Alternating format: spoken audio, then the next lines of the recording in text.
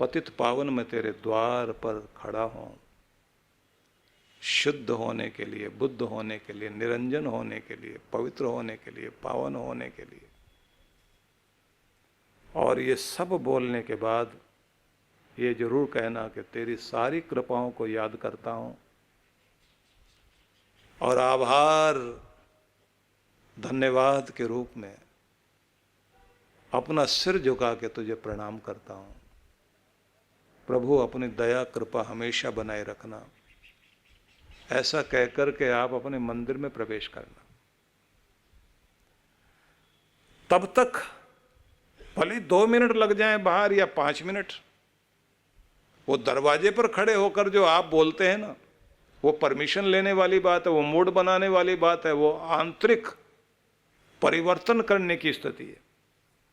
वो परिवर्तन करके आप फिर मंदिर में बैठकर देखिए, आपकी भक्ति को फल लगने और फूल लगने शुरू हो जाएंगे। और सीधे गए आप, 4 मंत्र बोले, कुछ फूल चढ़ाए, नैवेद्य भेंट किया, तिलक लगाया और डिमांड लिस्ट सामने रखी और हाथ जोड़े और निकल पड़े, तो भक्ति नहीं हुई, कनेक्शन नहीं जुड़ा।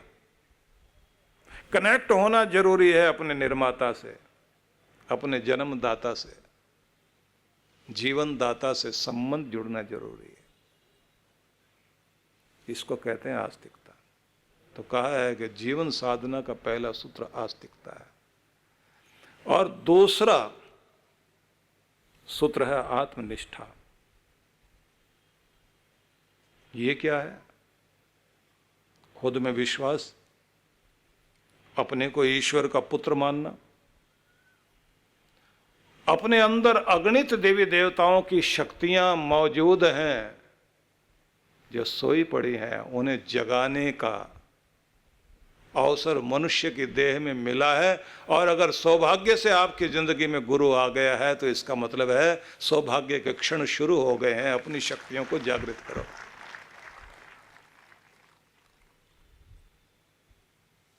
इसलिए जो वाणी में कहा गया है ना, जागो रे जिन जागना अब जागन की बार। जिन्होंने जागना है वो जाग जाएं, क्योंकि अब जागने की बारी आ गई है। मनुष्य की देह में हो तुम, फिर क्या जागे नानका जब सोवे पांव पसार। कहीं ऐसा ना हो कि तुम्हारी उम्र निकल जाए और जब आखिरी नींद लेने का मौका आए और उस समय प्रायश्चित करोगे तो प्रायश्चित स्वीकार नहीं होगा। जागना है तो अब जाग जाओ, मौका भी है। चिता जलने से पहले हमारा चैतन्य जागृत हो जाए तो अवसर तो अभी है। तो अगणित देव शक्तियां हमारे अंदर विद्यमान है और हम ईश्वर पुत्र हैं। और सौभाग्य ये कि जीवन में गुरु भी आ गया, सत्संगी भी हो गए। बस गुरुमुख होने की आवश्यकता है। अब ध्यान गुरु की तरफ रहना चाहिए, गुरु के विचारों की तरफ ध्यान रहना चाहिए। अब वो खुशबू आनी चाहिए, गुरु के विचारों की खुशबू आपके जीवन में आनी शुरू हो जाए, वो सुगंध उड़नी चाहिए अब। और जब ये सुगंध जीवन से उड़ने लगती है तो ये अद्भुत बात होती है कि ऐसे लोगों का स्पर्श भी दैवी स्पर्श होता है। उनकी बातचीत भी साधारण नहीं होती। लोग कहते हैं इसकी बात में भी भगवान की आवाज है। लेना देना पवित्र, उठना बैठना पवित्र। और जिसे विश्वास है परमात्मा के प्रति, वो कभी घबराएगा नहीं है। उसको ये पता है कि मेरी लाज रखने वाला ऊपर बैठा हुआ मेरे सिर पर है, उस मालिक का हाथ मेरे सिर पर है। कर्म करना मेरी जिम्मेदारी है, मेरी लाज रखना मेरे परमात्मा की जिम्मेदारी है। वो जरूर लाज रखेगा। तो ध्यान रख लीजिए, भगवान कभी अकेला नहीं छोड़ेगा आपको। भरोसा होना चाहिए। अनेक ऐसे उदाहरण देखने को मिले। महात्मा गांधी के जीवन में भी ऐसा उदाहरण आता है, स्वामी दर्शनानंद के जीवन में भी उदाहरण आता है। एक निराशा वाली स्थिति में पहुंचने के बाद जब ये कहा कि भगवान मैंने तो तेरा ही भरोसा किया है। जहाँ जिस विद्यालय में हम लोग पढ़े हैं हरिद्वार में, स्वामी दर्शनानंद जी ने उसकी स्थापना की थी। तो ज़्यादातर बाहर प्रवचन में भी जाते रहते थे वे, और ऐसे सन्यासी थे, अपने मूड में आए तो गंगा तट पर गए, साधना करने बैठ गए तो उनको होश ही नहीं रहती थी कि कहाँ बैठे हुए, समाधि लग गई। 8 घंटे बीत गए, 10 घंटे बीत गए। कई दिनों के बाद जब वो गुरुकुल में आए तो उनको पता लगा कि भोजन रात तक का ही था और बच्चे अभी तक नाश्ता नहीं कर पाए, और दोपहर के लिए तो है नहीं। और उन दिनों वहां दूर दूर तक जंगल होता था।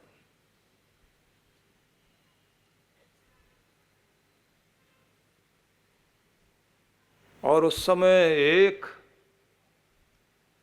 थाली में छोटी सी रोटी बना के रसोइये ने लाके कहा, आप तो नाश्ता कर लीजिए। बोले ये क्या है? बोले जो आटे का चोकर बचा था उसी को छान के आपके लिए तैयार किया है। और जैसे ही वो रोटी सामने और एक छोटा सा विद्यार्थी वो सामने खड़ा हुआ प्रणाम करने के लिए, और उसकी जीभ ऐसे चल रही, ऑटो पर जीभ चला रहा है कि उसका मन कर रहा है कि मैं खाऊं।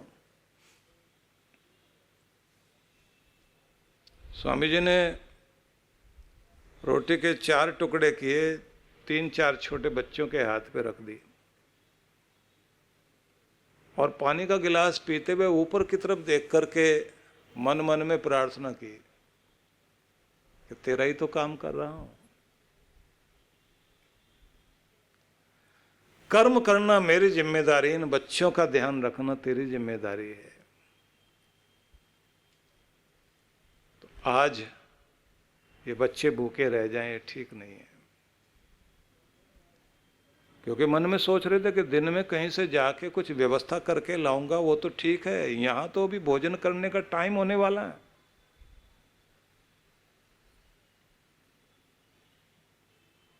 अब ऐसे कुछ बोलते बोलते आंखें खोलें और बंद करें तो रसोइये ने कहा कि बच्चे कह रहे हैं कि भोजन का समय हो गया है, तो आज फिर ना आए हम लोग इधर। इन्होंने कहा नहीं, बच्चों को कहो कि वो बैठ जाएं भोजन के लिए। अब बैठ गए सब बच्चे, बैठ गए तो सबके सामने थालियां खाली रख दी गई, गिलास रख दिए गए। अब बच्चे जो है मंत्र पाठ करना शुरू करने लगे, इधर ये बैठे हुए। हे भगवान, ऐसा कभी समय नहीं आया। और मैं भी इतने दिनों तक बाहर रहा, और उन दिनों ये फोन वोन की ऐसी सुविधा भी नहीं थी।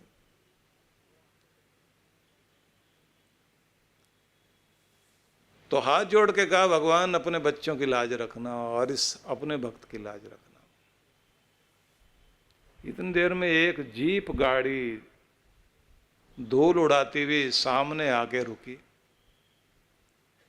और उन्होंने कहा कि रुकिए रुकिए, आप लोग अपना भोजन मत परोसना। हम लोग आपको सोचना नहीं दे पाए कि हमने बच्चों को भोजन कराना था, तो हम कुछ भोजन लेकर आए हैं, तो आपके रसोई घर में जो बना हो वो मत परोसना, हमारे वाला इन बच्चों को भोजन करा दीजिए। अब वहां तो रसोई घर में था ही नहीं कुछ भी, तो इन्होंने कहा नहीं, आप वाले खिलाएंगे, आप लाइए।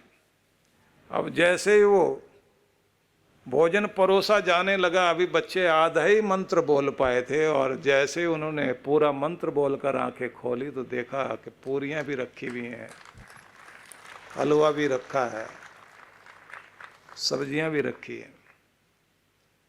स्वामी जी के सामने जब लाया गया भोजन तो उनसे खाया नहीं गया, आंख से आंसू भर रहे थे और कहा आज तक जिंदगी में मैंने शिकायत नहीं की, आज शिकायत कर बैठा, आज खाना नहीं खाया जाएगा मुझसे। भगवान मैंने कभी तुझसे शिकायत नहीं की, हमेशा विश्वास रखा कि तू अपने भक्तों की लाज रखता है, हर रूप में ठीक रखता है।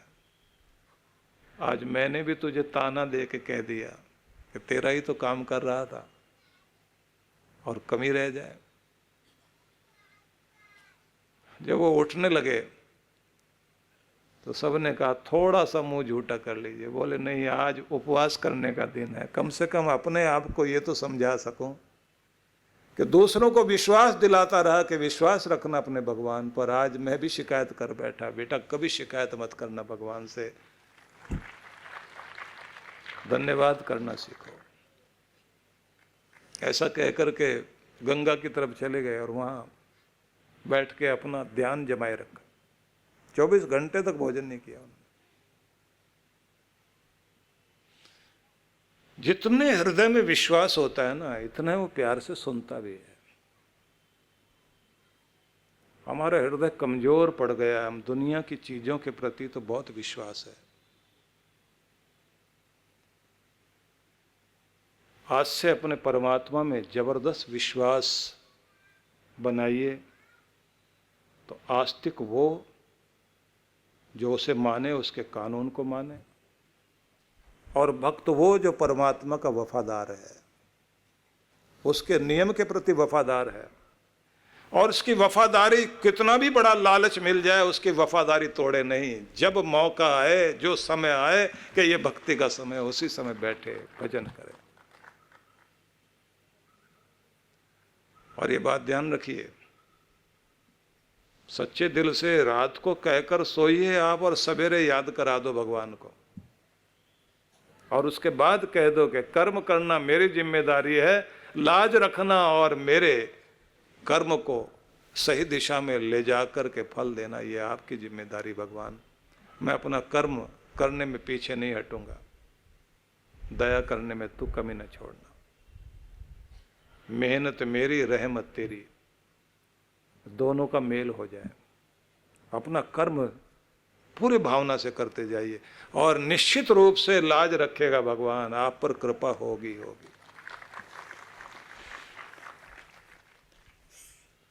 इसलिए तीसरी चीज मानी जाती है कि जीवन साधना का पहला सूत्र तो आस्तिकता है, दूसरा सूत्र आत्मनिष्ठा, खुद में विश्वास, भगवान में विश्वास, अपने को ईश्वर का पुत्र माने, अपने अंदर छिपी हुई अगणित शक्तियों को महसूस करे।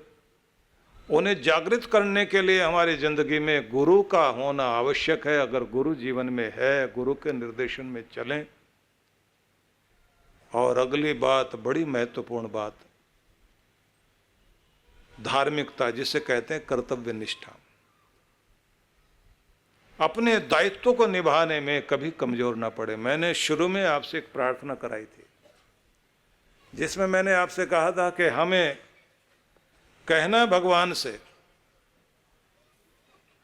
कि भलाई में मेरा विश्वास कभी कमजोर ना पड़े,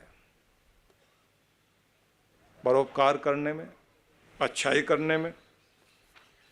अगर आपका विश्वास पक्का है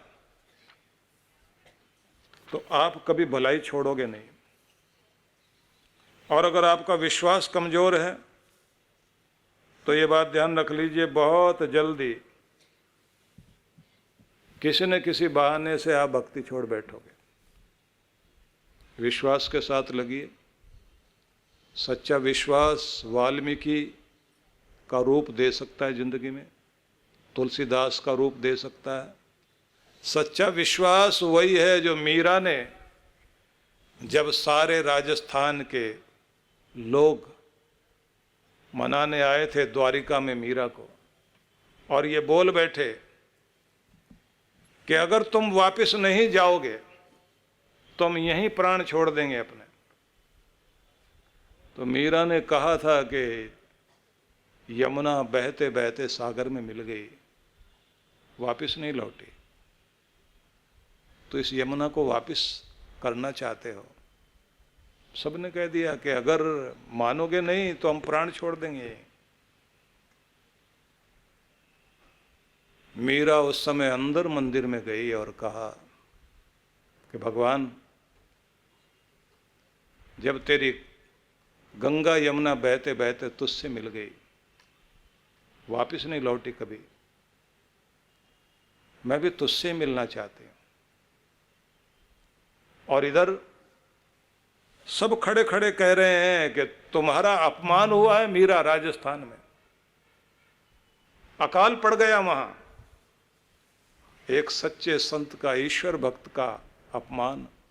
याद रखना, जिस घर में कोई सच्चा भक्त होता है, केवल अकेला वही नहीं तरता, उसकी 24 पीढ़ियां तर जाती हैं, उसकी भक्ति सबको तार जाती है। ये जो सुबह उठ करके आप नाम जपते हैं, ये साधारण नहीं है। और मीरा ने जैसे ही खड़े होकर कहा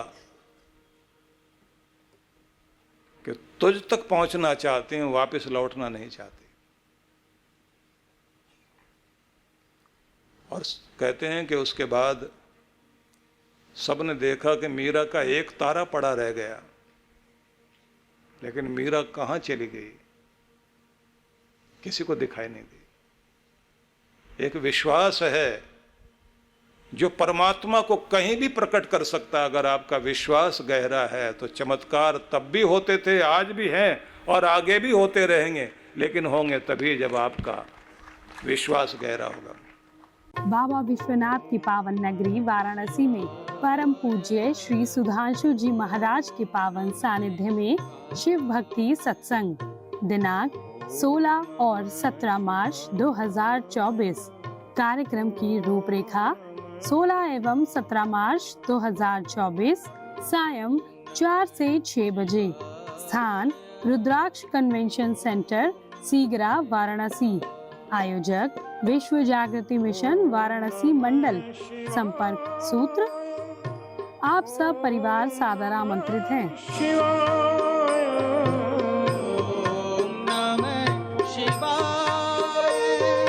परम पूज्य श्री सुधांशु जी महाराज के पावन सानिध्य में विराट भक्ति सत्संग दिनांक 21 से 23 मार्च 2024। कार्यक्रम की रूपरेखा। शुभारंभ 21 मार्च 2024 सायं 5 से 7 बजे। 22 से 23 मार्च प्रातः 9 से 11 बजे एवं सायं 5 से 7 बजे। विशेष कार्यक्रम मंत्र दीक्षा 23 मार्च दोपहर 12 बजे। स्थान थोपटे बैंक्वेट, गुडाम्बे चौक, रामनगर, राहटड़ी, मेट्रो हॉस्पिटल के नजदीक, पुणे। आयोजक विश्व जागृति मिशन पुणे मंडल। संपर्क सूत्र। आप सब परिवार सादर आमंत्रित हैं।